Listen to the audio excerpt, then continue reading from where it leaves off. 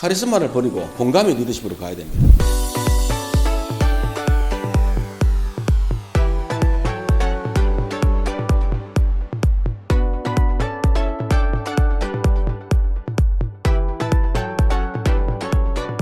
해결책을 찾는 전문가가 아니라 문제를 찾는 지식인의 시대입니다. 일본 1등 부자죠. 무허가주택에서 태어났습니다. 2000년도 인터넷 보급률 10%밖에 안 된 공산주의 국가에서 온 이상하게 생긴 영어 선생이 투자해달라고 그랬습니다. 이 양반이 그 영어 선생이 이분을 만나기 전에 실리콘밸리에서 30명의 엔젤 투자자를 만나서 투자 요청했다가 모조리 거절당하고 만났습니다. 근데 손정희 회장은 6분 설명 듣고 4천만 달러 투자하겠다고 합니다. 너무 많습니다. 라고 영어 선생이 놀라서 절반을 받아갔습니다. 그 영어 선생이 얼마나 이상하게 생겼냐면 지금도 이상하지만 그때는 더 이상했어요. 바로 이 사람입니다. 마윈이지요. 예. 손정희 사장은 젊은 시절에 사형 선고 받습니다. 만성 간염으로 5년밖에 못 산다 그랬는데 2년 후에 특효약이 개발돼서 살아났죠. 그때 읽은 책이 3,000권입니다. 뭐 컴퓨터 공학책 읽는지 아십니까? 경영학책 읽는지 아십니까? 역사책, 소설, 시집, 만화책 할 것 없이 닥치는 대로 읽었습니다. 자기가 살다간 이 지구라는 땅에 대해서 조금이라도 더 알고 죽겠다고요. 지금 여러분들 아리바바 최대 주주가 누군지 아세요? 마윈요? 손정희 회장이에요. 한때 그랬죠.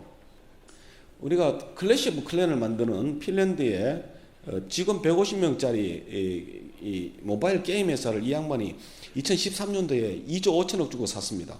그랬더니 다들 손정희 미쳤다 해요.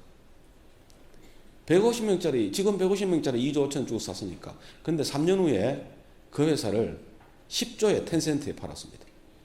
2조 5천억 3년 만에. 이게 어디서 나왔을까요? 세계 1등 부자입니다. 책 장사 시작한 사람입니다. 책을 되게 좋아하는 사람이죠. 공포의 토요 독서회라 들어봤습니까? 한동안 아마존의 모든 임원들은 일주일에 한 권을 읽고 토요일 날 오전에 제 양반 성질 더럽거든요. 제 양반하고 같이 독서 토론을 해야 됐습니다. 지금부터 무지하게 책을 많이 봅니다. 세계 2위 빌 게이츠요. 1년에 50권씩 읽고요. 그다음 1년에 2주는요. 문 닫아 걸고요. 별장에서 책만 보면서 생각하고 산답니다. 세계 3위요. 하루에 500페이지를 읽으라고 합니다. 그러면 그 지식이 일을 대신해 줄 거랍니다.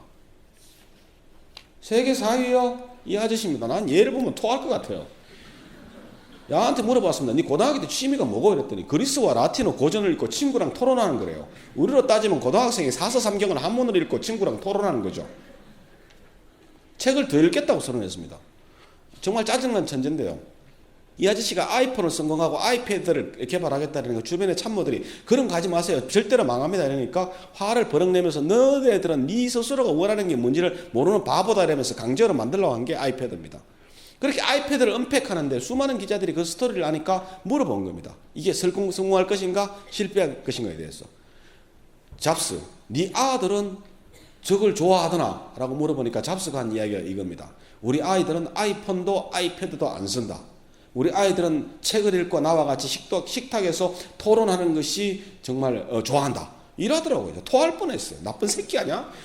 아이폰하고 아이패드 만들어가 우리 아를 포함해서 모든 세상의 아들이 독서를 못하게 만들어 놓고 지 새끼들은 책 독서하게 만든다?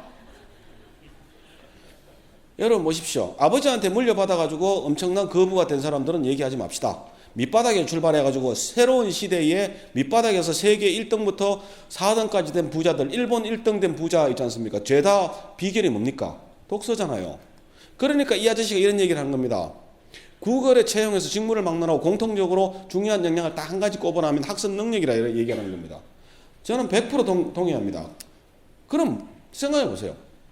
우리는 OECD에서 문해력 1위인데요. 독서력은 꼴찌입니다. 이게요. 문해력과 독서력 전혀 다른 겁니다. 걸을 수 있다고 해서 마라톤을 할 수 있는 건 아니잖아요. 읽고 생각하고 문제 찾기입니다. 올바른 해답을 찾는 전문가, 해결해야 될 문제를 찾는 지식인의 차이입니다. 여러분들, 저도 마찬가지고요. 여러분 HRD 하는 사람들이니까 반성해야 됩니다. 우리가 열고 있는 렉처들, 학습들이 문제를 찾는 데 초점을, 지식을 양성하는 데 초점이 맞춰져 있는지, 아니면 새로운 기술이라든지 새로운 스킬이라든지 툴이라든지 이런 것들, 문제를 해결하는 방법을 가리키는 데 치중해 있는지. 전문가의 지식인의 차이. 이게요, 사람들이 자기 주도적으로 학습할 수 있도록 만드는 것. 이것이 피플 트랜스포메이션입니다. 평평해지는 세상 얘기 좀 하겠습니다. 리더십 지금까지 엄청나게 중요하다. 여기서 뭐 석사, 박사 하신 분들은 뭐 리더십으로 학위 받은 분들 있지만 실제로 지금까지 리더십이 뭐 별로 도움이 됐습니까? 경영하는데 별로 도움 안 됐어요. 근데 지금부터 진짜 중요해집니다. 구텐베르크가 금속활자를 발명하면서 성경책 한 권이 1년 연봉이 된 것을 그야말로 15일치 일당으로 만들었습니다. 그래서 독일의 수많은 가정집에 독일어로 된 성경책이 놓였습니다. 그러고 난 다음에 70년 후에 이런 일이 벌어졌습니다. 중간관리자, 소위 신부님들 빠져라 이겁니다. 평신도들이 직접 하나님하고 통화하겠다. 이게 뭐냐면 성서가, 독일어로 된 성서가 노동자의 집에 있게 되고 그것을 읽게 되니까 직접 하나님과 커뮤니케이션하고 중간관리자 빠지라고 한 거거든요. 1991년도 팀 버너스리가 월드 와이드 웹이라는 기술을 만들어냈습니다. 거의 구텐베르크에 맞먹는 정도로 정보의 소통 비용을 낮췄죠. 제로 낮췄습니다. 29년이 지났습니다. 조직도는 이렇게 확 바뀝니다. 어떻게 되겠습니까, 이제? 의사결정의 기준점이요, 훨씬 낮아질 겁니다. 훨씬 낮아질 거예요.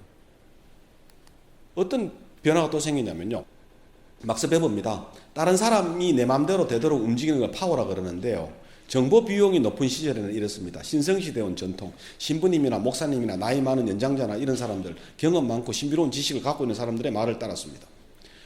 팀장님이나 부장님이나 사장님, 합법성에 따랐습니다. 마지막으로 카리스마죠. 결국은 가장 많은 정보를 보유한 사람이 의사결정을 해왔습니다. 여러분들이 이 컨퍼런스 행사장에 오는데 차를 운전해 오는데 무지하게 차가 막히고 늦었어요. 그래서 막 밟고 오는데 이런 아저씨가 차를 태워달라고 하면 태워주시겠습니까? 일단 봐도 한번 좀 이상하잖아요. 비도 안 오는데 우산 쓰고 쓰레기 봉투야, 가방이야. 절대로 안 세워주겠죠. 그럼 이러면 어떡하시겠습니까? 더 안 세워주겠죠. 그럼 이러면 어떡하시겠습니까? 세운다고요. 근데 여러분 보시다시피 세 종류는 똑같아요. 젊은 남자가 손 흔드네, 도끼 흔드네, 경광봉 흔드네. 근데 왜 여기는 써야 된다고 생각하십니까? 사실 가장 무서운 건 도끼입니다. 앞 유리창에 박혀있는 게 뭡니까? 도끼예요. 이것 때문에 권위가 있기 때문에 그런 겁니다. 모두가 인정해 주니까 가능한 겁니다. 모든 사람들이 경찰이 세우면 세야 된다고 믿으니까 이 권위가 되는 겁니다. 모든 사람들이 신부님을 존중해야 되고 목사님은 존중해야 된다고 믿으니까 그게 가능한 겁니다.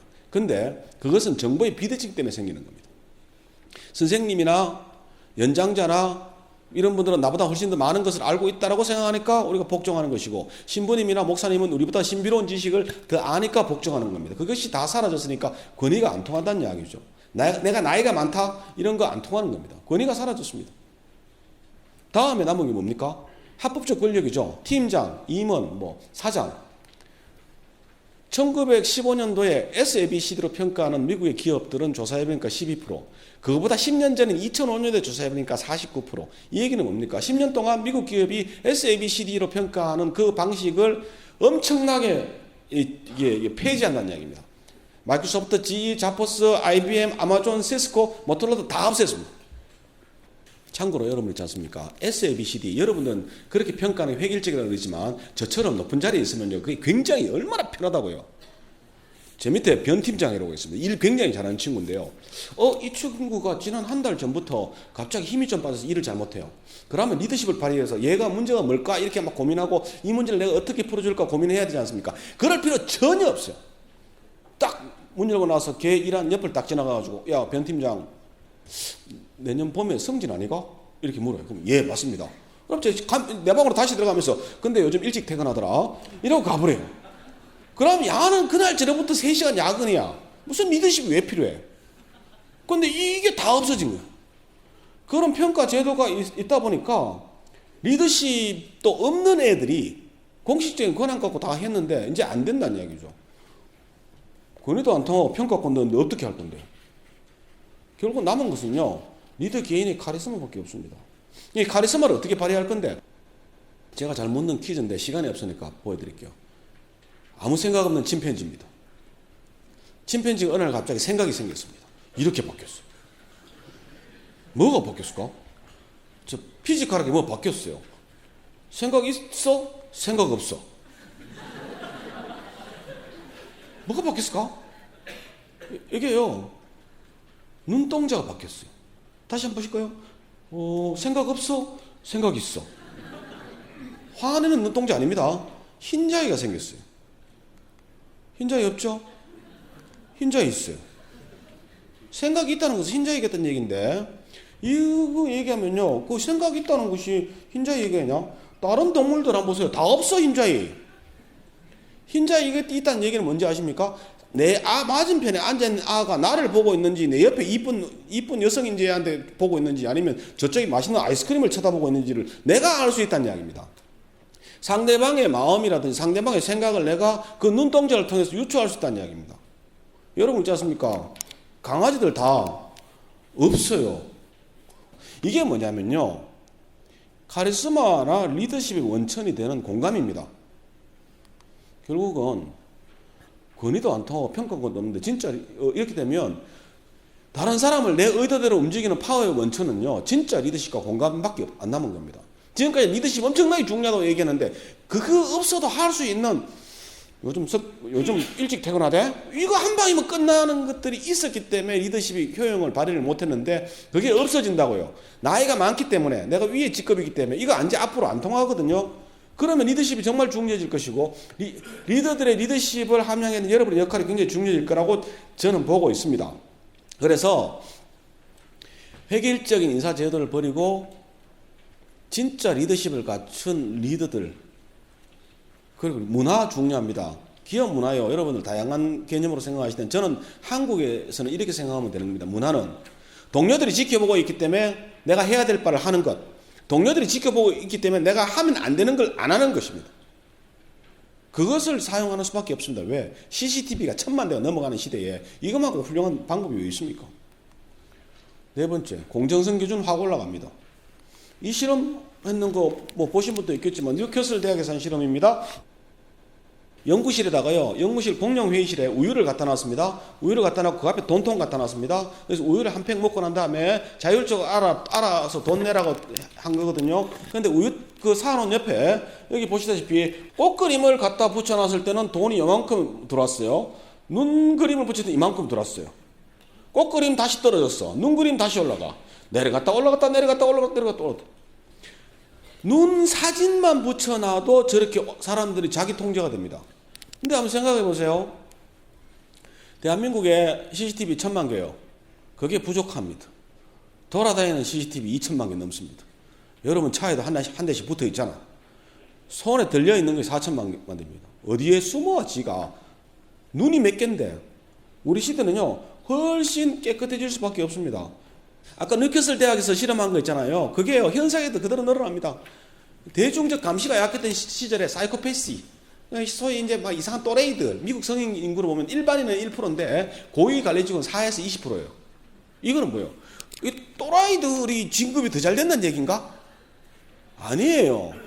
일반적인 사람들은 직장 상사들이나 이런 힘 있는 사람들이 계속 지켜보고 있기 때문에 자기 마음속에 있는 사이코패스 기질을 발휘를 못해요. 그런데 위로 올라가면 갈수록 상사가 줄어들고 내 마음대로 할 수 있으니까 그게 발현이 되는 겁니다. 이것뿐이 아니고요, 나르시시즘도 막 올라갑니다. 위로 올라가면 지켜보고 있는 문화가 되면 확 바뀐다는 이야기죠. 제가 제 말 틀린 게 아니고요, 우리도 똑같았습니다. 이상하게 막말하고 막 목소리 크고 성질 급한 사람들이 위로 많이 올라갔거든요. 그런데 그런 사람들이 감시의 사회, 공정성의 눈이 높은 사회에 적응 못하면 이래 됩니다. 이래 되고요. 이래 되기도. 이래 되기도. 이게요, 이게 다 지켜보는 눈이거든요. 자, 카리스마를 버리고 공감의 리더십으로 가야 됩니다. 이거요, 진짜 리더십 중요해집니다. 근데 우리 리더들 리더십 없어요. 그러면 누가 이 리더들의 리더십을 함양할 수 있도록 인터벤션을 해야 되는가? HRD 하는 사람들이 할 수밖에 없는 거죠. 굉장히 중요합니다. 그래서 피플 트랜스포메이션입니다.